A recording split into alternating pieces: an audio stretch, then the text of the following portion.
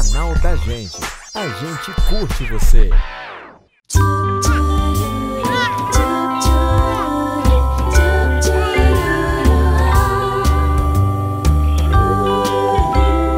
Fala mamãe na TV.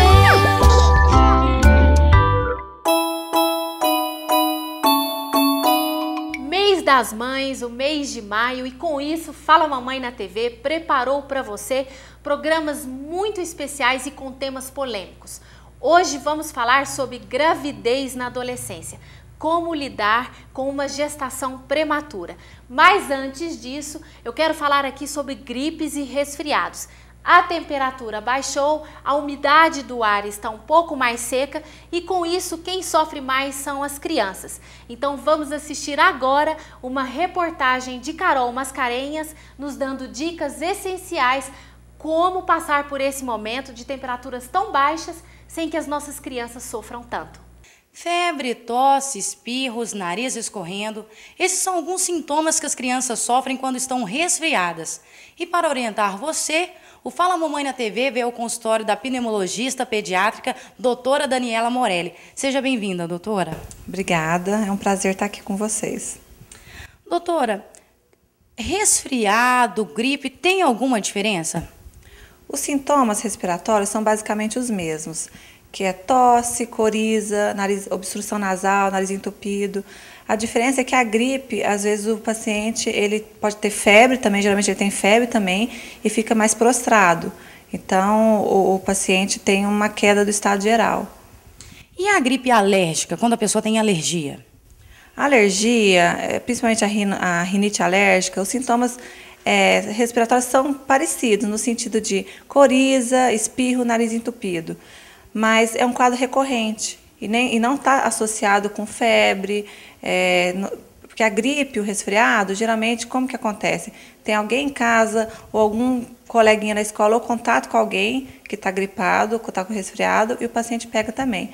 A alergia já não tem esse quadro infeccioso relacionado. Bem, agora que nós sabemos a diferença entre eles, a doutora vai desvendar sobre mitos e verdades.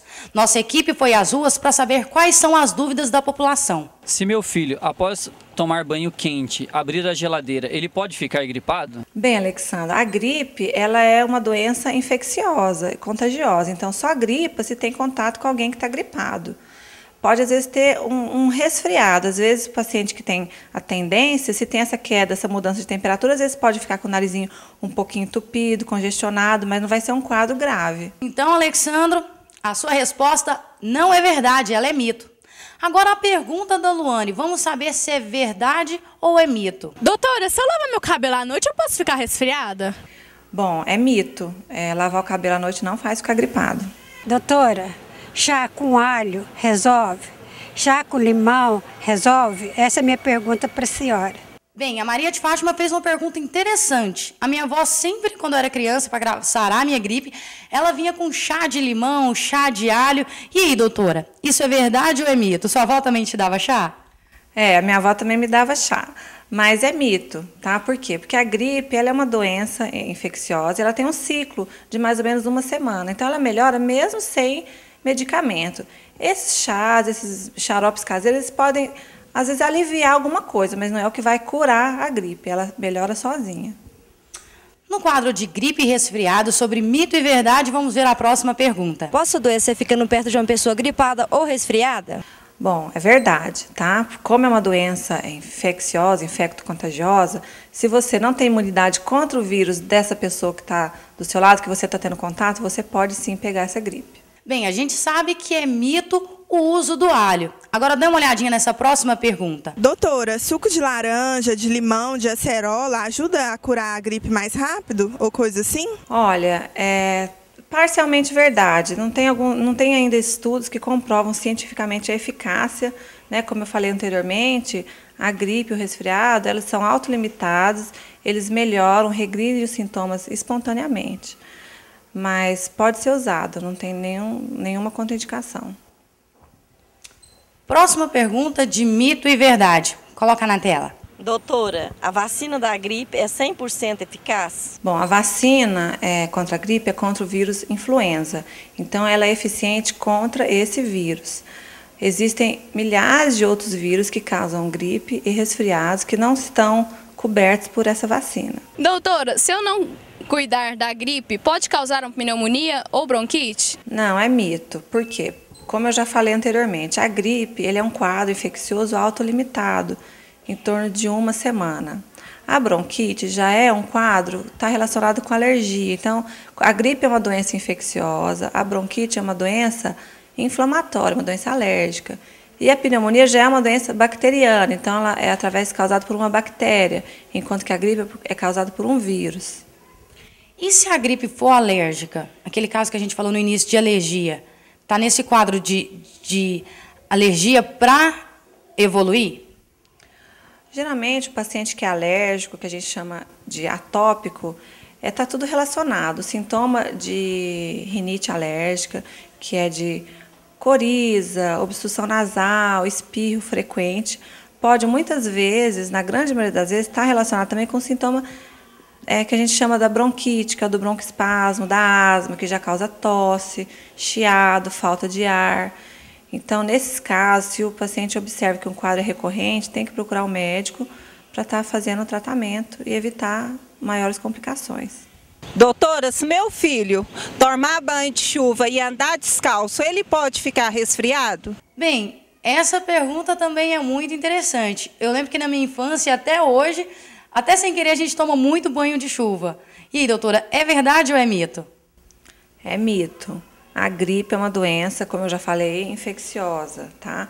Essa pergunta entra no mesmo quadro de tomar banho quente, abrir geladeira, tomar chuva, andar descalço. Não é isso que pega a gripe. A gripe pega por inalação, por contato com o doente que está contaminado, que está gripado. Doutora, é obrigatório tomar água para sarar a gripe? Qualquer quadro infeccioso, ou de gripe, ou qualquer outro tipo de infecção, é sempre muito importante o paciente estar bem hidratado. Então, nós pediatras sempre recomendamos aumentar a oferta de líquido nesses períodos, porque com certeza isso ajuda na recuperação mais rápida do paciente. Doutora, se a pessoa espirra muito, é porque ela está resfriada? Não, se a pessoa espirra muito, não quer dizer que ela esteja gripada, porque a gripe vem acompanhada de febre, de tosse, de mal-estar. Agora, a pessoa pode estar espirrando muito porque ela está com uma crise de rinite. Então, tem que ver se esse quadro é um quadro recorrente, que sempre ela está tendo isso, ou se é um quadro agudo que ela está tendo agora. Se for um quadro agudo, acompanhado por esses sintomas que eu estou te falando de gripe, você tem contato, você pode sim estar pegando essa gripe dessa pessoa. E para eu me cuidar, para eu não pegar essa gripe dessa pessoa, o que eu devo fazer?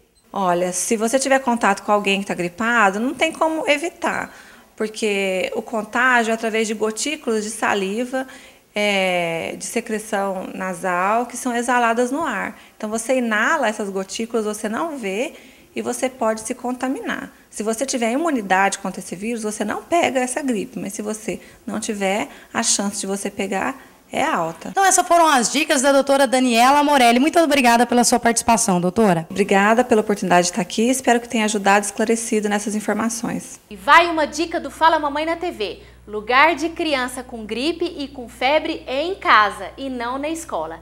Daqui a pouco vamos estar aqui com duas mamães e elas vão nos contar tudo sobre como viver uma gestação prematura na adolescência, as dificuldades que elas enfrentaram e como elas conseguiram se reestruturar na vida profissional e na vida pessoal. Fala Mamãe na TV, daqui a pouco no próximo bloco, espero vocês aqui. Fala Mamãe na TV.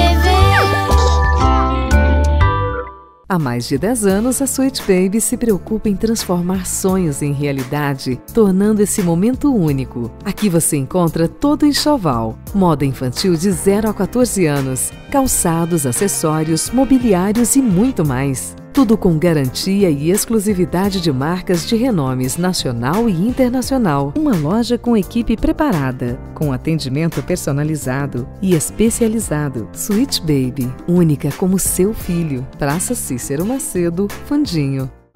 Fala Mamãe na TV.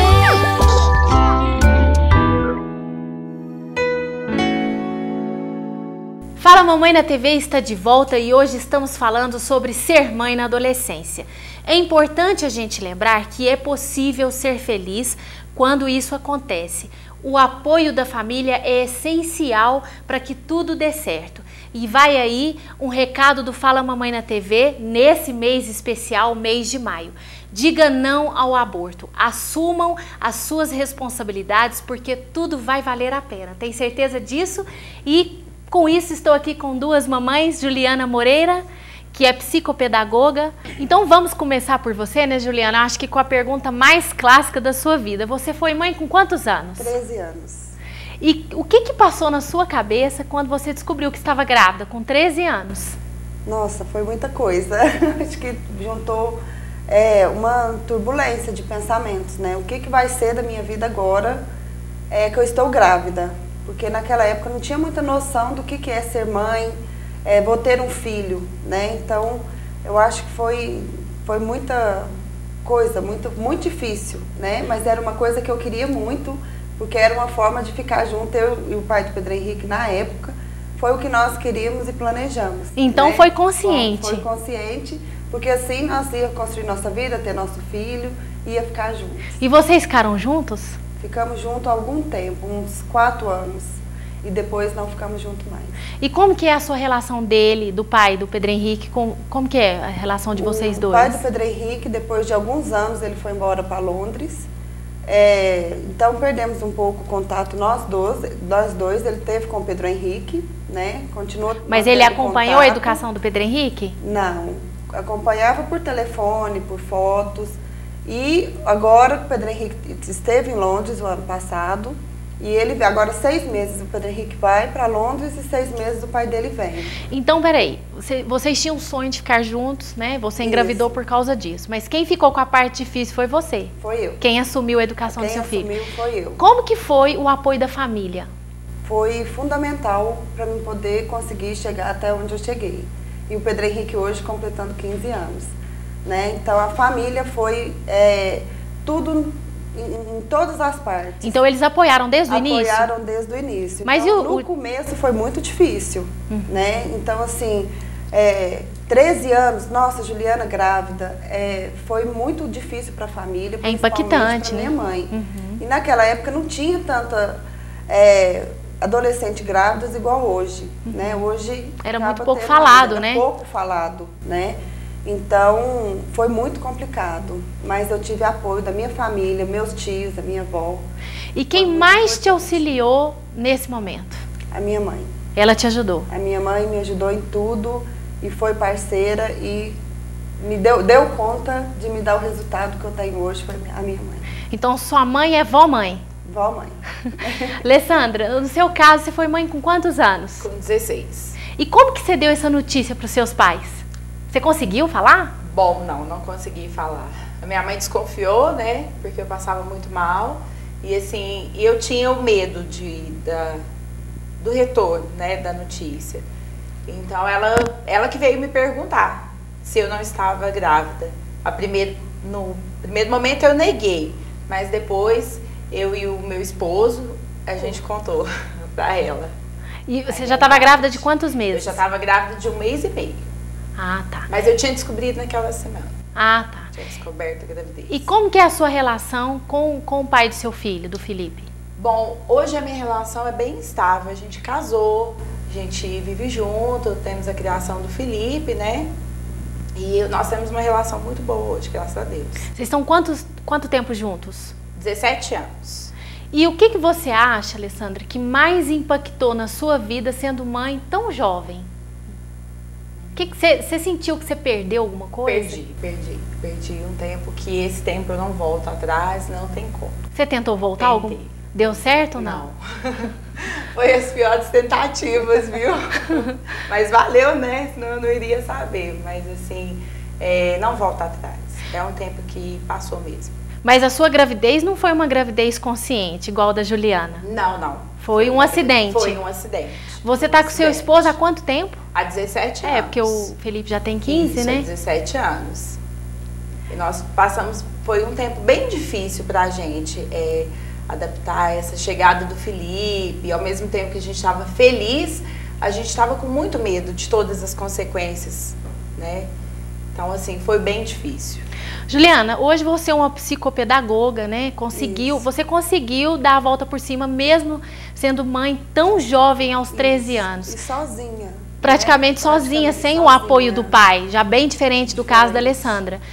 Qual o seu recado que você daria para essas jovens que estão passando por isso, ser mãe tão jovem? Eu acho que por toda dificuldade que tem, porque não é fácil, porque nós deixamos a nossa vida completamente, quase toda, de lado para poder dar conta, né, e ter uma estrutura e passar essa estrutura para o filho. Então, eu acho que tem que tentar, sabe, eu dei conta, eu consegui estudar, eu consegui trabalhar, eu consegui me formar, né, então, e conciliando tudo isso com o Pedro Henrique. E em algum momento você pensou em interromper sua gravidez? Não. E você, Alessandra? Não. Então, não pensar em aborto. Não. E, Alessandra, qual que é o seu recado, assim, para essas mães aí que estão nos assistindo e são tão adolescentes e estão encarando uma... Bom, o meu recado para essas mães é que elas têm que acreditar que tudo é possível, que é possível, sim, criar o seu filho, dar uma boa educação, ser uma boa mãe, mesmo sendo uma mãe jovem, que o retorno disso tudo na frente é muito bom, sabe? Você poder olhar para o seu filho e ver que você deu uma boa educação, que hoje ele está bem criado. Então, assim, que é possível. Não foi porque aconteceu isso que a vida parou, que você não tem futuro pela frente. Você não interrompeu seus estudos também? Continuou? Eu não interrompi meus estudos. E quem mais te ajudou? Fora o pai, que também, de certo, era muito jovem. Ele tinha 19 anos.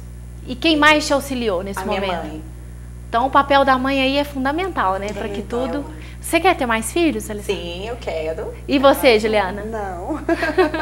No momento, e nem não passa pela minha cabeça ter outro filho. Agora você está bem focada na sua vida profissional, né? Estou. Então, estou focada na minha vida profissional. Hoje, o Pedro Henrique completando 15 anos, que é a melhor coisa para mim, ver meu filho tão bem como ele está. Então, agora eu só penso no meu profissional, na minha vida, e agora o Pedro Henrique numa pré-adolescência, né? Alessandra, você é uma mãe mais rígida, né? Mesmo, como que é ser mãe tão jovem de um filho adolescente? É difícil, é bem difícil. Eu tô sofrendo um pouco. Você fica de cima? Fico. Acompanhando tudo? Fico, acompanho tudo. Eu acompanho tudo. Tô o tempo todo junto. Juliana, e qual foi a sua maior dificuldade durante todo esse processo de ser mãe tão jovem?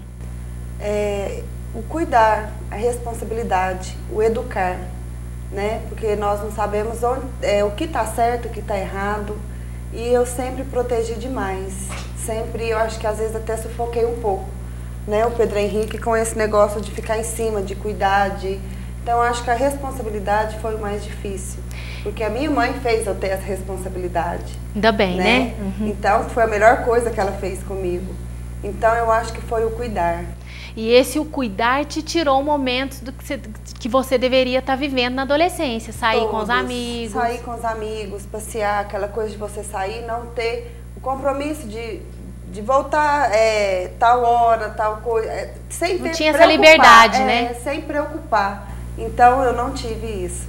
Isso não tem como. Eu dediquei realmente ao meu filho. Então, meu filho estudava, eu estudava o mesmo período. E foi assim, sempre junto para poder conciliar eu com ele. E mesmo sendo mãe tão jovem, você consegue acompanhar a juventude do seu filho hoje, né? A adolescência hoje é bem mais complexa, né? Eu acredito. Eu estou percebendo agora certas dificuldades, porque eu acho que está tudo muito moderno, né? É uma tecnologia muito grande, que às vezes hoje eu converso com meu filho por mensagem. Meu filho está na casa da outra avó, ele me manda mensagem ou ele posta alguma coisa no Face, onde que ele está. Então eu estou tendo muita dificuldade para acompanhar essa modernidade que está hoje, né? Então estou tendo um pouco. Então eu acho que o mais importante é a gente deixar claro aqui, né? Tanto por o que a Alessandra falou e você está falando também, que esse é um tempo que não volta mais, né? A adolescência, sendo mãe tão jovem, né? Mas que vale a pena, né? Vale a pena. Vale muito a pena. Vale a pena. O resultado é muito bom depois. Então é isso, mamães. É importante a gente entender que mesmo sendo mãe tão jovem, tão na adolescência, o mais importante é assumir essa responsabilidade e, claro, ter o apoio da família, que a gente viu aqui que foi essencial e que é possível sim se reestruturar, ser feliz e dar um apoio para esse filho que um dia vai crescer e também vai se tornar adolescente. Daqui a pouco estou aqui com uma psicóloga e ela também vai nos dar dicas sobre como enfrentar uma gravidez prematura. Fala Mamãe na TV tem muito mais para você. Fique por aí. Mamãe na TV. Quando caminhamos, refletimos e pensamos melhor. Por isso, a N Ideias é uma agência de propaganda que caminha com seus clientes. N Ideias, pensando com você. Fala Mamãe na TV.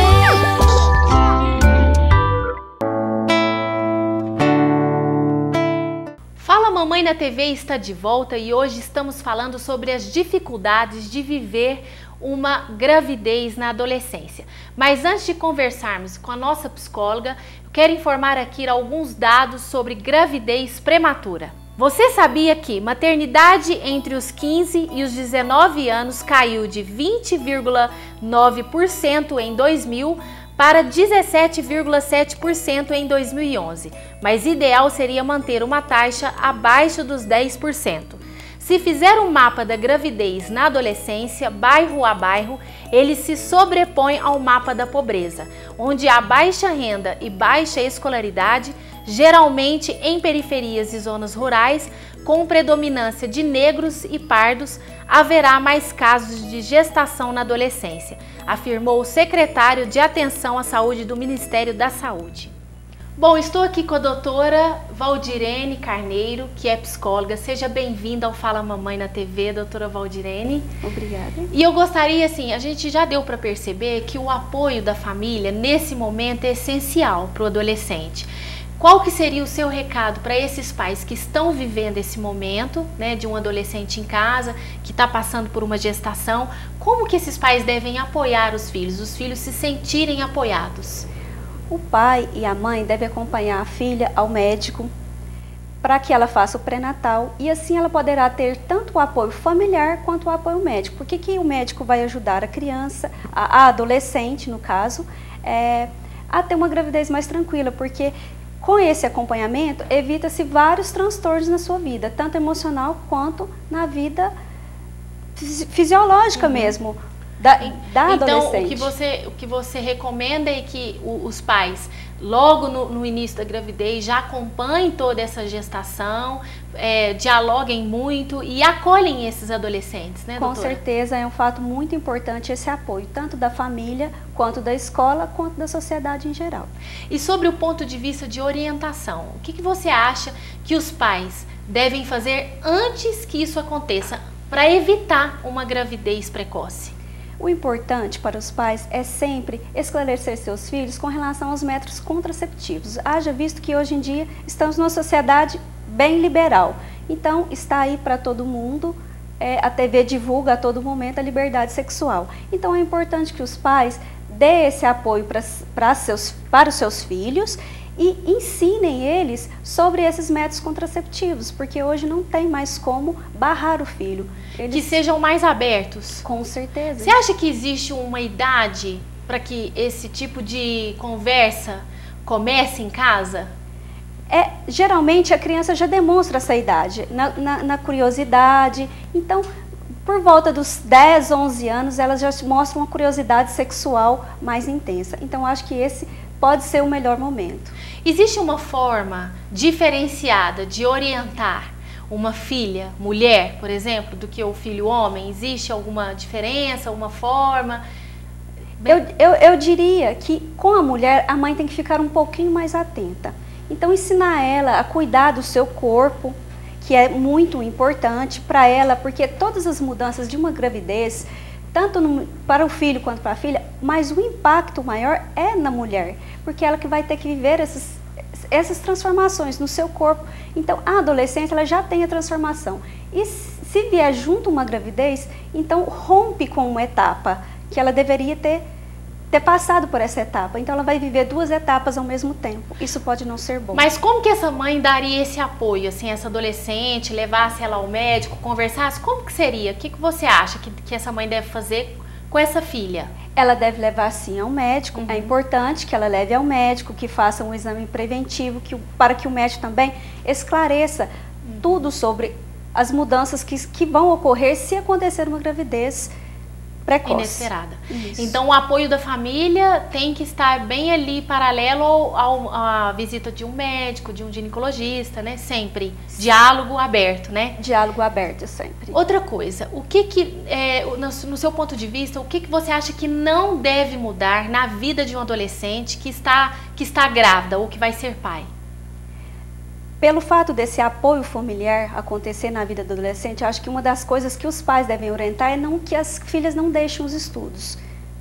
Então, é importante esse apoio porque no momento que ela for ter o filho, é importante o apoio dos pais nesse momento, porque é a vida profissional da adolescente que está em jogo. Então, você acha que deve manter a rotina do adolescente normalmente? Sim, com certeza. Ela é capaz, sim, de, com uma boa orientação, manter esses seus estudos.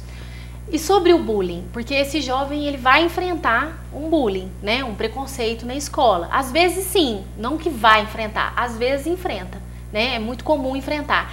Então, qual seria assim, seu recado para esses jovens que estão passando por isso e que vai encarar a escola? Que eles não tenham medo, porque já aconteceu e todas as pessoas sofrem por qualquer coisa na vida, que elas têm que enfrentar as barreiras. Isso é só mais uma das. E se ela enfrentar isso de frente, encarar isso como uma nova realidade, vai enfrentar bem. Doutora Valdirene, agradeço a sua participação aqui no Fala Mamãe na TV. Eu acho que a gente conseguiu, né, chegar a um objetivo e ficou muito claro que o apoio da família é essencial nesse momento, né? E às vezes até uma terapia, né, doutora? Com certeza. E o apoio também, eu queria frisar, da escola. Então a escola tem um papel muito importante também no esclarecimento desses jovens, na vida sexual, né, na educação sexual. A escola, ela tem já melhorado a respeito disso, mas ela tem que melhorar ainda. Tem que frisar isso mais com os adolescentes. Deixar mais claro, né? Mais claro. Obrigada, doutora Valdirene, pela sua participação. E aí, vai ficando por aqui mais um programa Fala Mamãe na TV. E agradeço aos meus parceiros, estilista Érica Alessi e Dark Uberlândia Shopping. E não percam o próximo programa, onde vamos falar sobre ser mãe ontem e ser mãe hoje, com um debate muito legal e participação de muitas mamães e vovós falando ao mesmo tempo. Me acompanhe pelas redes sociais e acessem o blog Fala Mamãe na TV. Ser mãe é viver tudo isso.